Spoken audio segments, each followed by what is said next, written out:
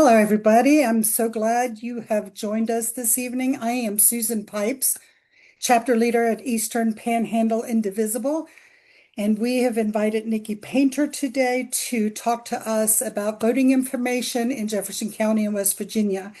The format has been we gave her a couple of questions so she could look at those, and she'll be also sharing her screen. This should be about 1 hour. If we do have time, I or myself, Sarah, will grab the questions and give them to Nikki. Otherwise, we will collect them and then we will make sure that Nikki has them and we will then send the information out via email. This seminar is being recorded and the link will be shared and it will be on our YouTube channel. I thank you once again for being here, and now welcome, Nikki. It's all yours. All right. Well, thank you for having me. I am going to go ahead and share my screen. Hopefully everybody can see it. Um, so I'm going to go ahead and get started. So the information is 2026 primary. There are lots of changes for this primary election. So I'm kind of going to go through them. And I know that Susan sent me a list of questions that some of you may have submitted.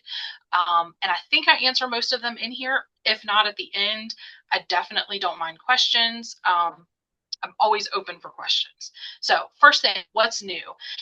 Several changes have been made since this last election cycle. So for this primary, there's new primary ballot eligibility. So in the primary election, your party that you are registered with matters. It determines what ballot style you will receive. There are new photo ID requirements. The new photo ID requirements are the state regulations. This has nothing, so everything that I'm presenting today, nothing has to do with the SAVE Act that they're trying to pass. This is set legislation that is in place in West Virginia now. So the new photo ID requirements, I'll go over that. And we also have a new early voting location. So those of you that are not familiar, our office, the county clerk's office, which is the office that I work out of, we have moved to a new building. So this is kind of going to be a one-stop shop. It's a new government complex. Eventually, all county offices will be located within this one building.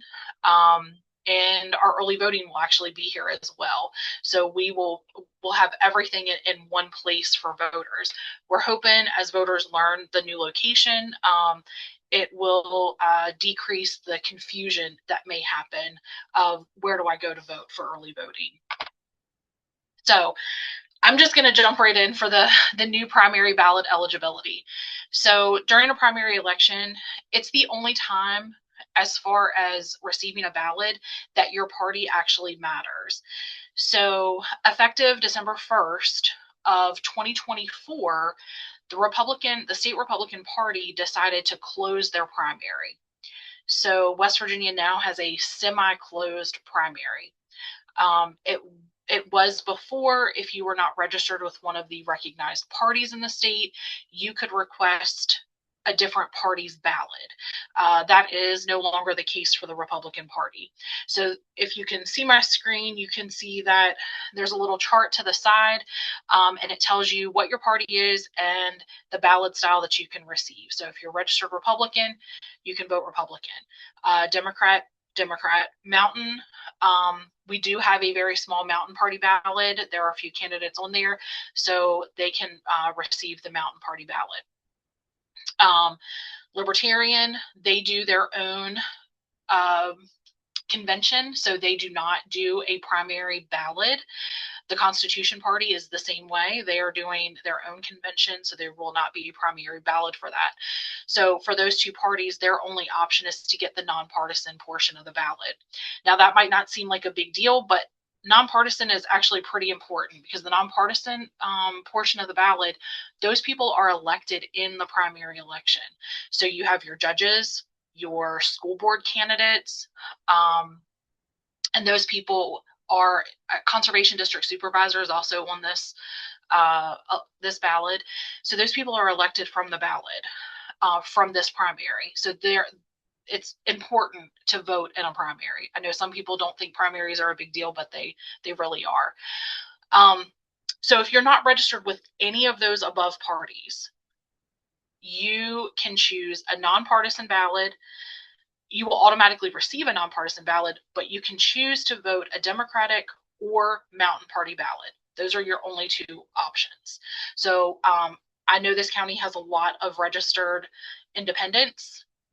Independent is not a recognized party in the state of West Virginia, so it's like you're registered nonpartisan. So if you are registered nonpartisan, you will only receive the nonpartisan portion of the ballot unless you ask for the Democratic ballot or the Mountain ballot. That is going to cause some confusion because in West Virginia, it's always been, if you're a registered independent, you can choose which ballot style you wanted. So I expect there to be some pushback from that. One thing I will mention is your poll workers that are out there on election day, they don't make the rules. They're just there to make sure that everyone gets the opportunity to get their ballot and to vote. So please be patient with them as these new requirements take effect. All right, something else that's new. West Virginia has always had a version of, or in the last several elections, we've had a version of a ID requirement for voting. In prior elections, it did not require it to have a photo on it. And that has changed as of 2025. So for this election, you will be required to have something that has a photo ID. Now, what we accept, West Virginia driver's license or a state issued ID. So if you don't actually drive, but you have a state issued identification card, that will work as well. Driver's license from another state. So if you still have your Maryland driver's license because maybe you don't drive anymore, or maybe you haven't had a chance to get it changed, we do accept a driver's license from another state. A U.S. passport or passport card, an employee ID with photo, but that employee ID has to be issued by a local, state, or federal government. So if you work for the federal government, like me, I work for the county, I have an ID card, that would work as well. A student ID with a photo from a West Virginia institution, either of higher education or West Virginia high school. So either of those will work. A U.S. military ID with the photo. And then we also have an option if you are not able to obtain any type of photo ID card, you can apply through our office for a voter registration ID card. You would come into our office, we would take your picture, we would send it to the state would then print that card and send it to you. Or they could send it to us and you could come in our office and pick it up. That voter registration card with a photo is only good for voter purposes only. It cannot be used for anything else. And it actually says on there for voting purposes only. Another option is an ID issued by the DMV that does not have a photo, but you are swearing and affirming at that point that you belong to a recognized religious community that prohibits you from being photographed. So, of the IDs that are listed above, so for our more seasoned citizens in the county that maybe they don't drive anymore, so they don't need to go get an ID anymore, of the IDs that are listed, if the voter is 65 years or older and the ID is expired, it can still be used as long as it was not expired on their 65th birthday. Okay. So with all of that being said, when you go in to vote, make sure you have one of those ID requirements. If you do not have an ID, that when you go in to vote, you will be asked to vote a provisional ballot, which is basically a challenged ballot, and it will not be counted that election day. So it's really important for you to get that information together Even if you don't have one now, if you could get it before Election Day, if you need to come to us and get the voter registration card with the photo on it from us, then please do so. All right. The other part of this ID requirement, there are exceptions. So if you go in to vote and you don't have, you can, the poll workers can have you fill out a voter ID affidavit. And you have to have an adult with you that has known you for at least 6 months or more. They have a valid ID and they can sign, you both will sign that affidavit saying that you are who you say you are. Another is if the poll worker knows you. So if, you know, the poll worker has been your friend for the last 30 years and they know you, and you go in to vote and you don't have your ID with you, as long as that voter knows who you are, you can continue to vote. Now, I will tell you, I do ask my poll workers, even if they know the person, to still get that ID, because if you're not asking one person for their identification, it can create an issue where some people are like, well, why are you asking for my ID? You didn't ask for the other person's. So I always guide my poll workers to still ask for that identification if they know them, but that is an option. And then the last exception is if you are in a state care facility, they do not have to show ID to vote. Most of the time, if they're in a care facility, they're voting absentee ballot anyway. They don't typically, at least in our county, they don't have to, they don't typically bring them to the polls. So I am just going to look at this question real quick because I see something popping up in the chat. How would the adult show that they have known the person for 6 months? You're basically signing that affidavit saying that you have known that person for 6 months. And if it's challenged, which we have had it challenged in the past, it went to court, then you need to take that into consideration when you sign that affidavit that you really do know that person, because it could end up in a court situation. So, all right.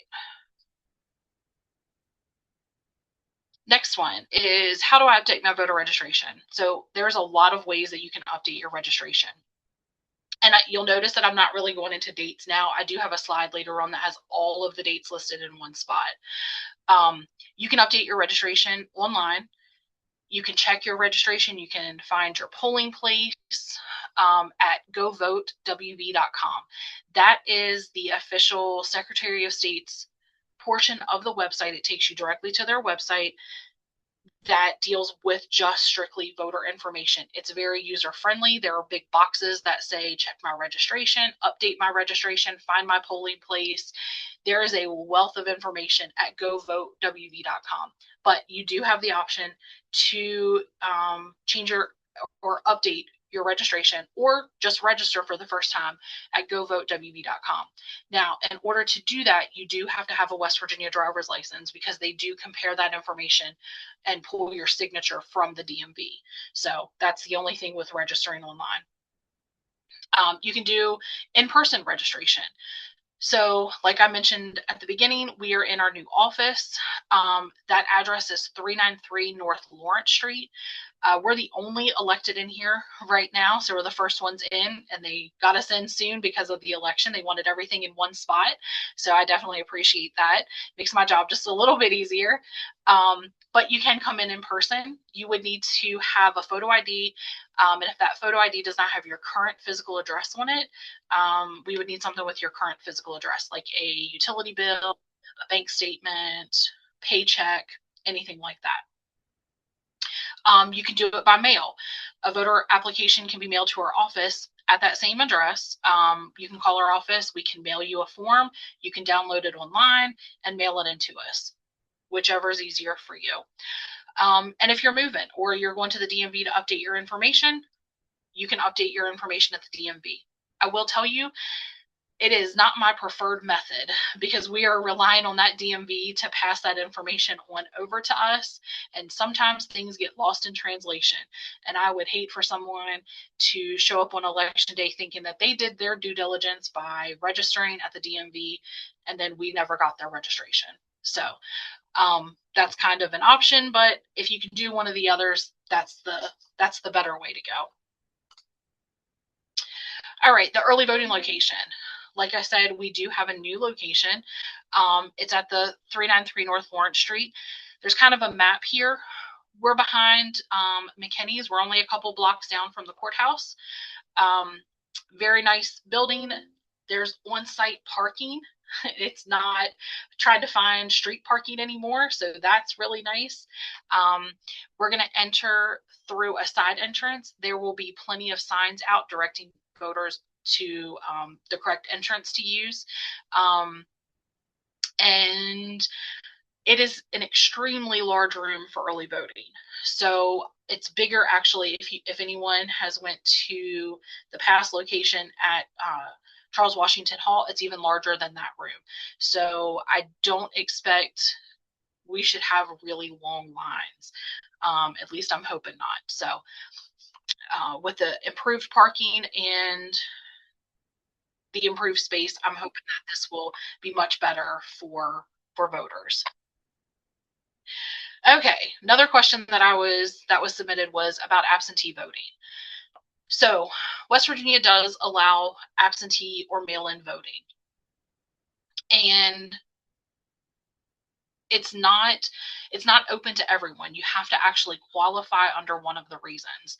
So you have to fill out the application. And basically, when you fill out the application, you are certifying that you are unable to make it into early voting for the 10 days prior to Election Day, and you cannot make it to the polls on Election Day.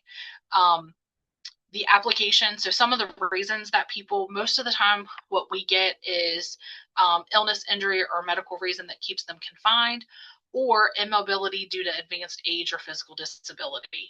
So those are typically the main two reasons that we get absentee ballots. Another one, someone that's attending college, they can vote absentee.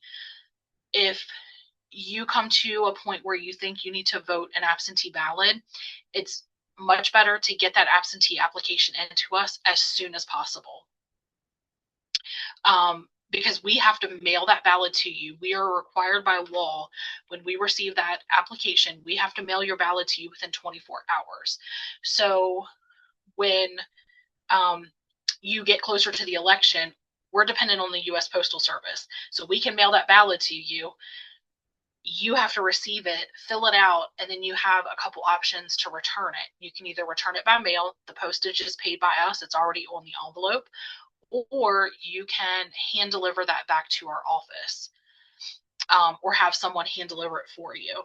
No one can hand deliver more than 2 absentee ballots. So, and we do keep track of that. When you fill out your absentee application, you have the option to select if you're personal or business travel. So if you're going to be out of town during early voting and on election day, you do have the option. However, and this is a big however, if you select that, we cannot by law mail your ballot to an in-county address. So what we get a lot of times is yelled at that, well, I'm going to be on a cruise, or I'm leaving right before the election. And we have to tell them that we are bound by code. We can't go outside of that. So we have to mail it to an out-of-county address. If someone is going to be out of the country, there is a separate process. So it's actually a different application. It's called a UACAVA for citizens overseas. And when you are overseas, and this goes for our military, those that are traveling, we are a bedroom community for federal workers. So if they're assigned to out of country assignments, it would apply to them as well.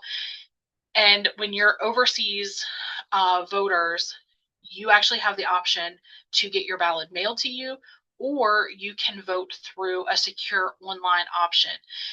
That has really helped our military members be able to vote when they're in countries where mail service isn't, reliable. It's not, um,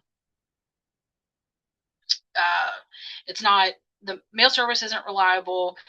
Maybe, they're in a place, they're in the military, that they can't disclose their location. So it has really helped them, but they do have that option. They also have the option they can mail it and we can mail them their ballot. So, but that application has those options listed on it as well. And I see the chat popping in. Someone's asking about a sample ballot in Berkeley County. I would think that you would be able to go to their website and get it. You may want to contact the Berkeley County voter registration office. Hopefully I can type it in here. Their phone number, I'm going to type into the chat, and you can reach out to them and they should be able to get you their sample ballot. Becky, I think I answered your question. If I didn't, go ahead and ask me something else, a specific question. And can you pick it up when you know you'll be out of town? No, it always has to be mailed to an address. We are not allowed to hand you a ballot when you come in for an absentee ballot. Okay. If I'm traveling and only staying in hotels, am I able to receive it there? Yes, we've mailed to hotels. We have mailed to friends' houses that could then get it to the person if they're traveling, say, like in an RV, that kind of thing. So, yep, just has to be an out-of-county address. And then if there are any questions afterwards for absentee voting, whether you apply, whether you actually can apply for one, Dawn Passetti is our clerk that handles absentee voting, and I've put her contact information there as well.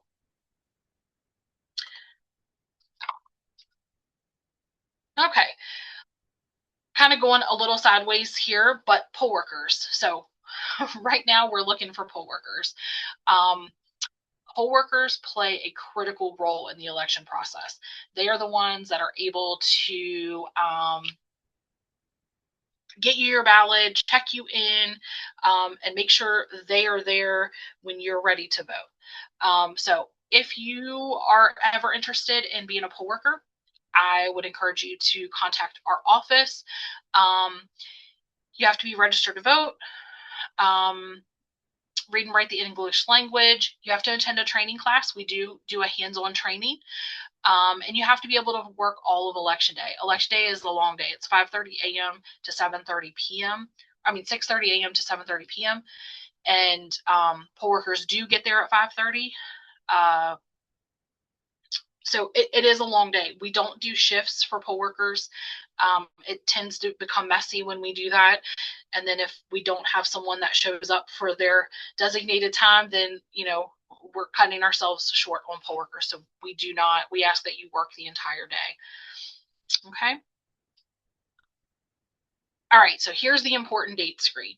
So April 21st, that is the last day to register to vote or to make any changes to your registration, such as party, address, anything. You always want to check your registration prior to an election. That's just part of you being a informed and diligent voter. You want to make sure that you're good to go, your address is correct. For a primary, you want to make sure that you're registered with the party that you want to receive. So April 21st is the last day you can make those changes. April 29th through May 9th is early voting. Again, that's going to be in our new location.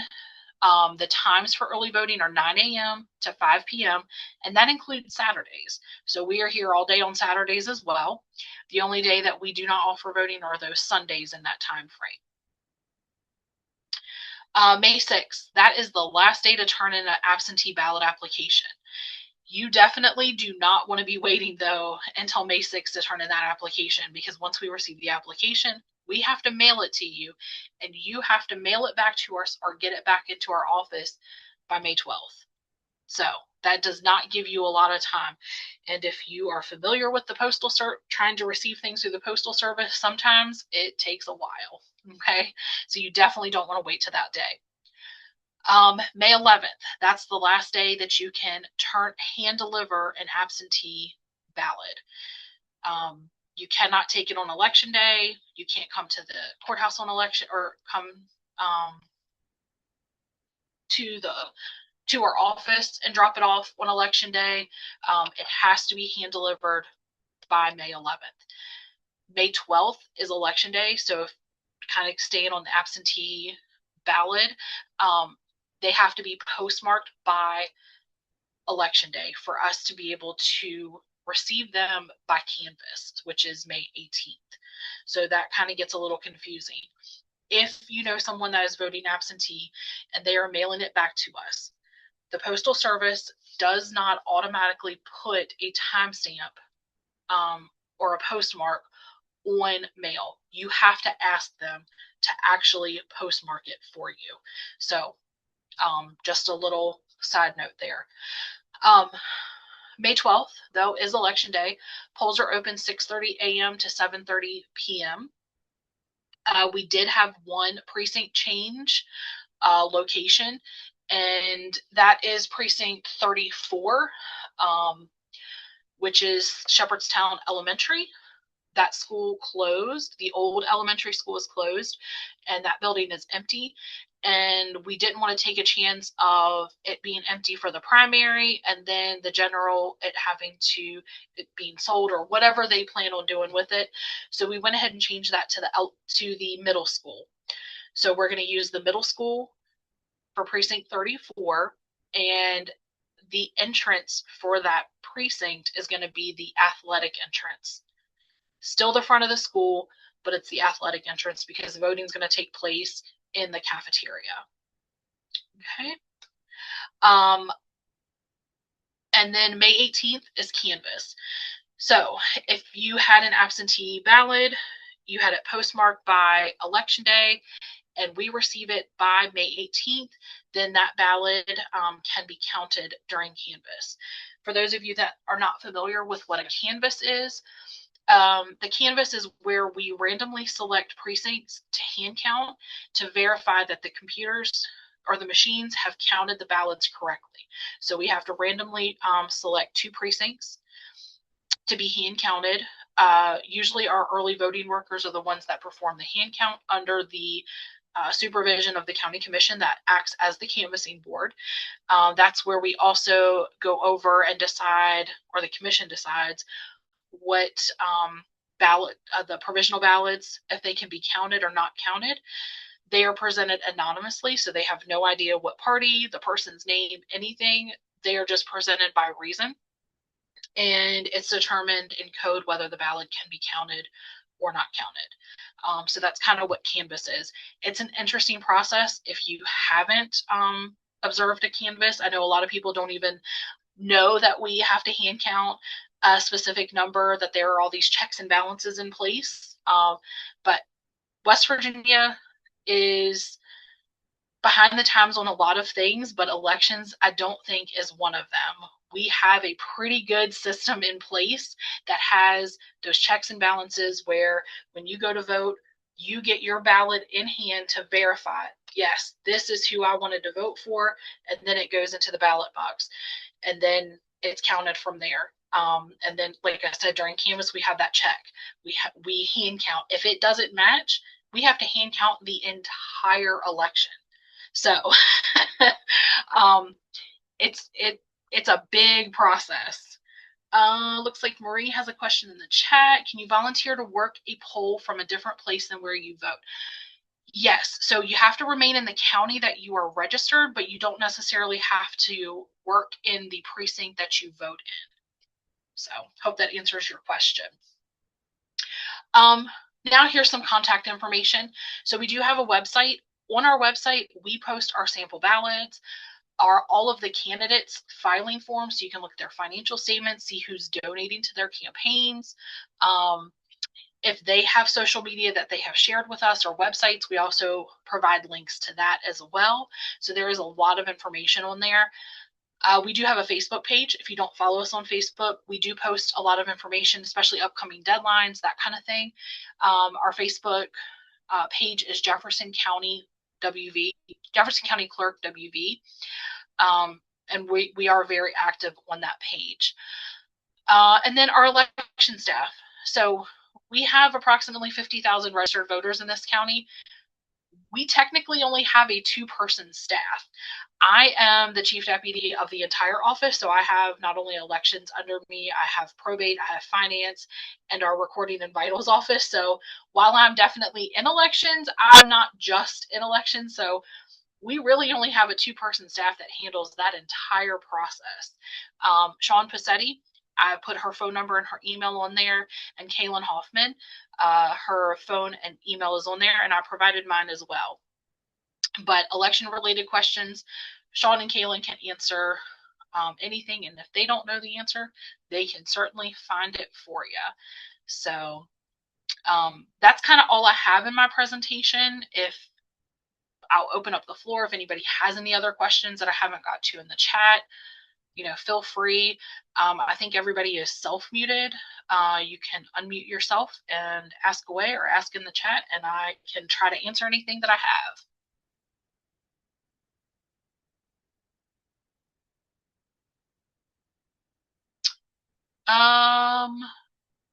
It looks like Marie raised her hand. Are you self-muted, Marie?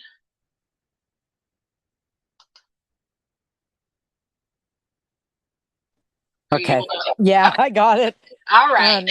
Okay, I wanted to ask, to be clear, I do a lot of volunteer with Vote Riders and Vote Forward. So, trying to get voters, right? Making sure everybody, kind of what you walked us through, so that we know that they have their correct ID to get registered. What would be, and we also have a citizen action group, local, right? More local than those bigger organizations. So what is it best to do, the paper copy and then bring those to you as we're getting people registered? We're thinking bigger actions, like with the high schools and the VOTEC and colleges. Yeah. So if you're doing large voter drives, I would suggest the paper applications. If you contact the Secretary of State's office, they can send you as many applications as you want. We're limited in how many we can give out. So if you would like a good number of them, reach out to the Secretary of State's office. They send them out.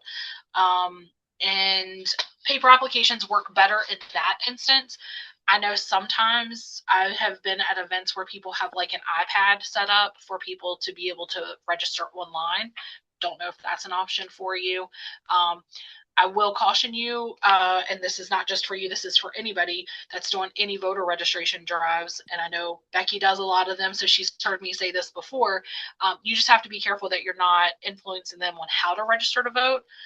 Other than that, yeah, paper or online, whichever. Okay.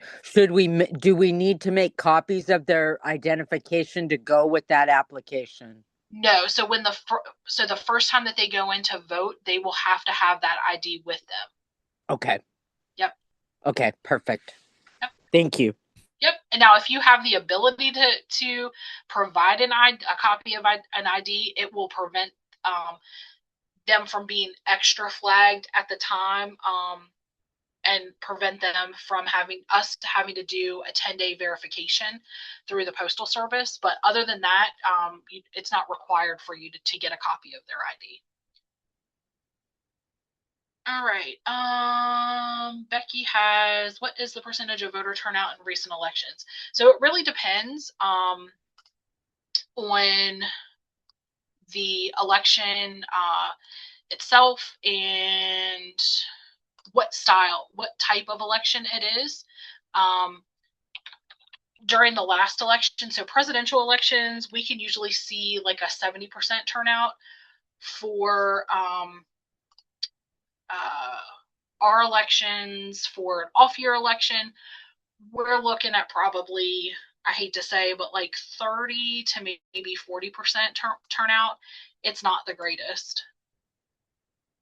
Sarah, I did explain how independents vote in the primary, but I can certainly touch on it again. Independents will only receive the non-partisan portion of the ballot. They cannot receive the Republican ballot in this election. They can, however, ask for a Democrat ballot or a Mountain Party ballot.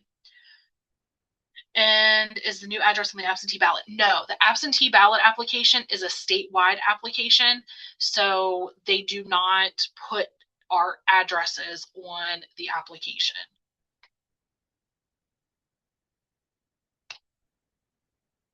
Does anybody have anything else? I think I've caught up everything in the chat.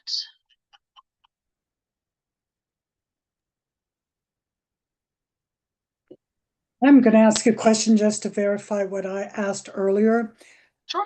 I will be traveling during an election, and therefore I need to get my absentee ballot mailed to me that's out of town. And it probably will have to be a hotel for me, but will I be able to say in care of Susan Pipes to make sure it goes to my hotel room? Yep, you can. Okay. Yep. We have mailed to hotels many times. Yep. Yeah, that's sometimes if you're already checked in, we can even include your room number. So yeah. Wonderful. Thank you. Yeah, absolutely.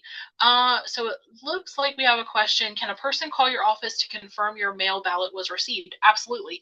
And actually, on that govotewv.com, there is a tracking tool on there. You can't track it through the Postal Service, but you can track that we have mailed the ballot out to you, and then you can see when we have received your mailed ballot back. So it's not a tracking as in it's not a tracking as in like when you get a UPS package. It doesn't track through the Postal Service and through the mailing service, but you can at least see that, one, we've received your application, two, that we've mailed your ballot and when that ballot was mailed, and when we received the ballot after you have mailed it. So, and again, on that govotewv.com, super easy to see that. Like I said, there are large buttons that one of them will say, I'm not sure if the button is already added on there, although it should be because we've already mailed out some absentee ballots. It says track my absentee ballot. Okay. I was a little confused about mailing this to the sent out of the county. I'm not able to unmute myself. Sent ballot. Okay. So if you mark on your application that you are traveling during the election, that you're going to be out of town, you have to give us an out-of-county address to mail that ballot to.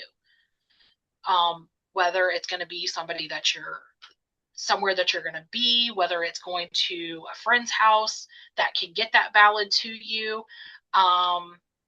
It's any of those options, but we cannot mail, if that is your reason for personal or business travel, we cannot mail it to an in-county address. On a cruise, you would apply because most cruises you go out of the country, right?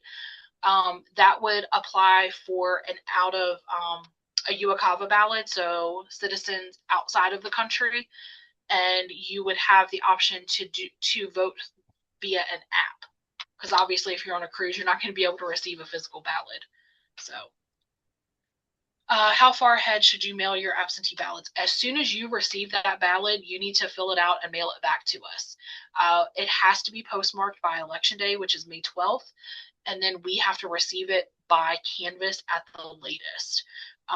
So, again, we're dependent on the Postal Service. So, if you wait too long, I would hate to see that you tried your hardest to get your ballot in here, and then we didn't receive it because it was sent too close. So.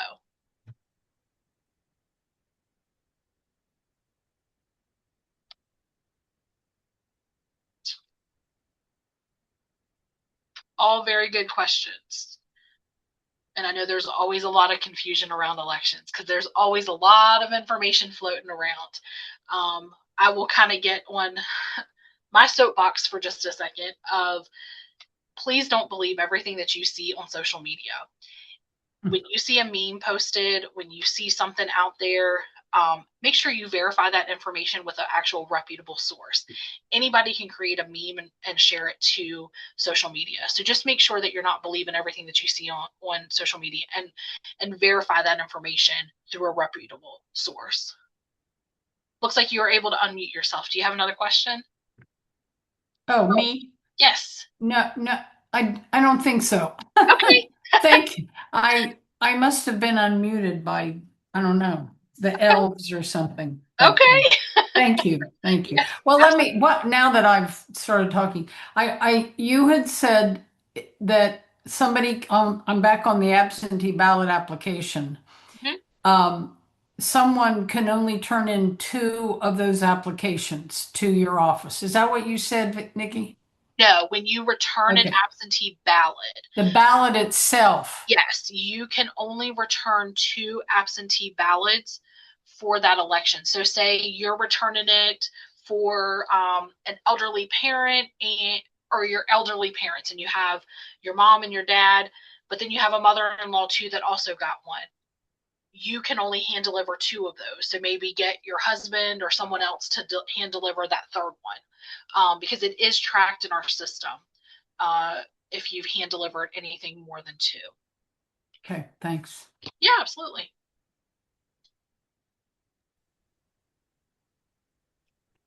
I'm going to jump right back into absentee ballots. I am traveling all of October and most of November out of town, out of state. And I know that election is November 3rd. I'm trying to figure out how do I get my absentee ballot to a hotel at the Sorry. time that I need to check in and then turn around and mail it. So what if the ballot is not there when I arrive at the hotel? Okay.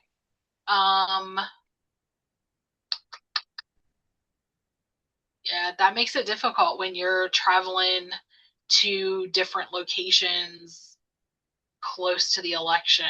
I mean, we can try to get it. I mean, we can mail it to the hotel, but once we mail it out, we really can't do a whole lot with it. So since I am disabled, would I be able to then just do it that way? Since I don't drive, I don't have a driver's license, would I be able to vote under those check boxes? Yeah, but then we would still need an address to mail it to. And we start for the general election. We start mailing out absentee ballots. Let me see.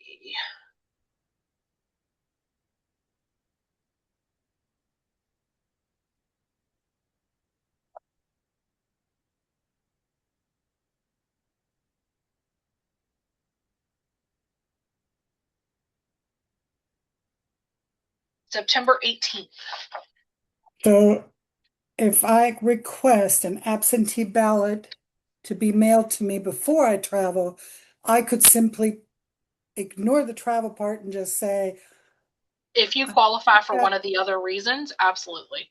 okay, well, that's at least help for me, not for husband, but thank you. Absolutely.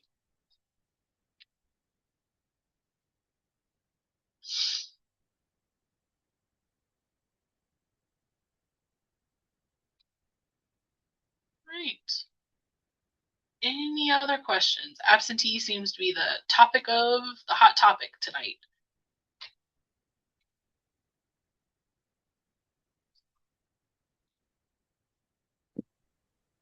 Please, if you have any questions and you can't unmute yourself for some reason, please type in your question into the chat. And it seems like that we also really need to take to heart what you had suggested, that not to believe everything you see on social media. There are plenty good websites to go to, or simply call you or your Yep, other absolutely. election, helpers. And I love all these questions that are coming in. It's definitely helped me, but I do see that there's an issue with people that want to travel and it's hard for them to then vote.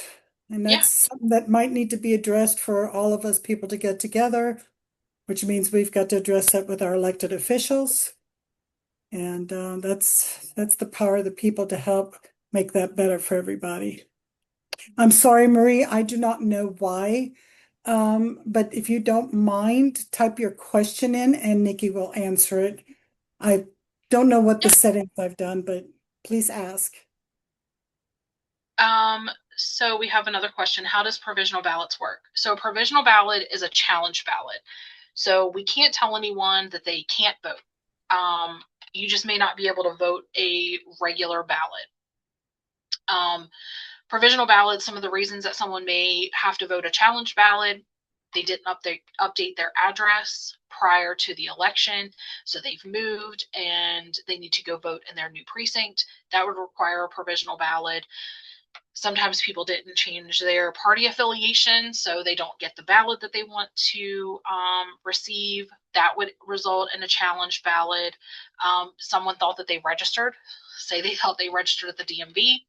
They go show up on election day, and come to find out, we don't have a registration for them, so they're not in the poll book. We don't have them registered. They would have to vote a provisional ballot. Those provisional ballots then are not counted on election day. They're done a separate way using security envelopes. You sign across the seal to be able to keep your anonymity. So your ballot is put into a secret ballot inside, sealed, and then placed inside of another ballot or another envelope that has all of your information on it. And that's what we use to determine the reason that you voted in absentee. Are you registered?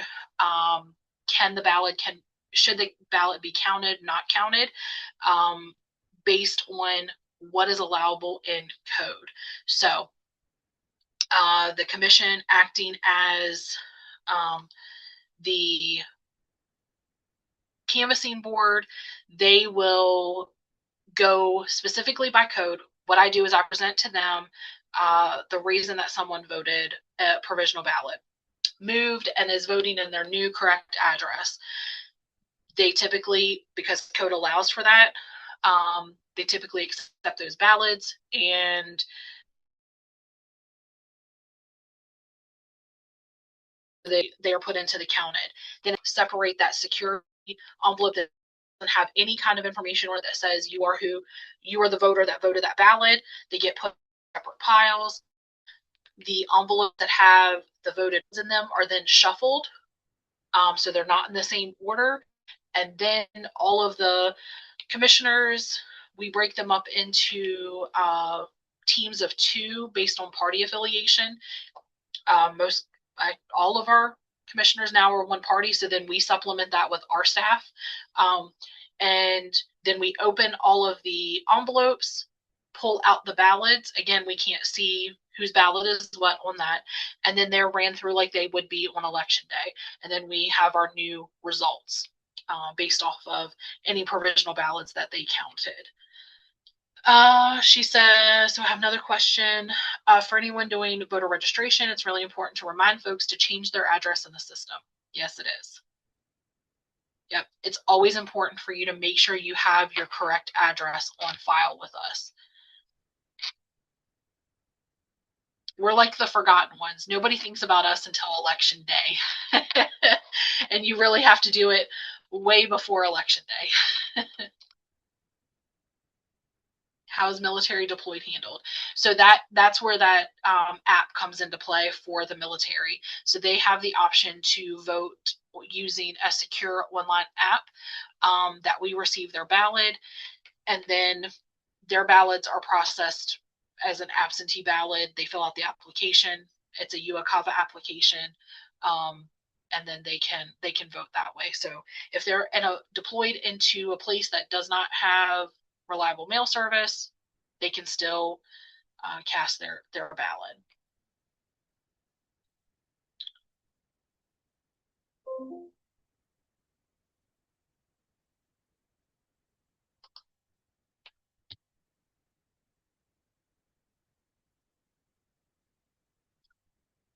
Any other questions? Looks like we're coming down to the 5-minute mark.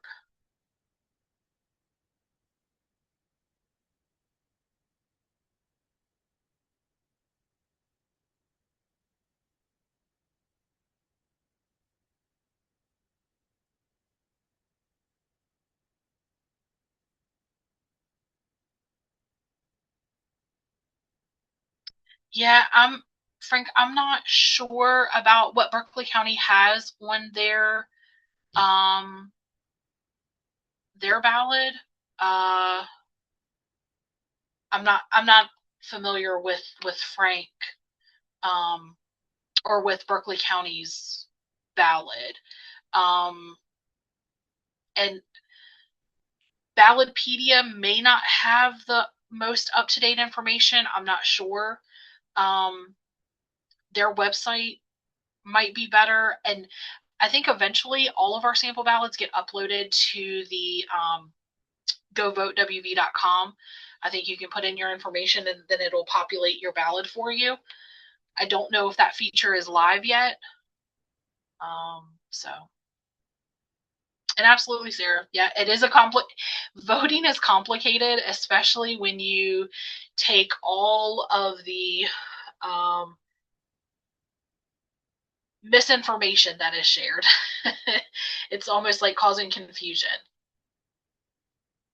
Yeah, absolutely. And like I said, you can contact them. Hopefully they can send you something. I know Berkeley County has went through several election directors. They have one that's brand new now. So, maybe offer that suggestion that the information on their website is not, the greatest information, and see if they can take that suggestion. Persons who are citizens that are held in detention centers, how can they vote? They would have to fill out an absentee ballot application. That's the only way that we can do a ballot for anyone that's not able to come in person.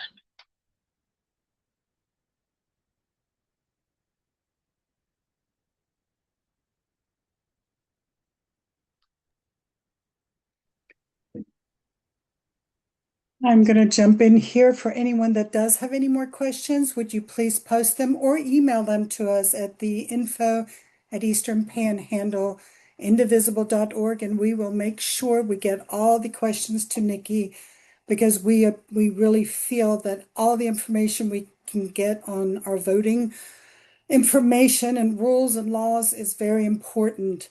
And at this time, I would like to not only thank everybody who has come here, and I hope that when you receive the YouTube link, you will share it with your friends. And Nikki, once again, I want to thank you very much for the time that you have given all of us, because in the past, you've done that for many other organizations, and that's why we at Indivisible wanted to reach out to you, because we knew that we would get the correct information. So thank you so very much for your time. Yeah, absolutely. Thank you for having me. I appreciate it. Well, I hope everybody has a good night. Thank you very much for coming. Thank you again, Nikki.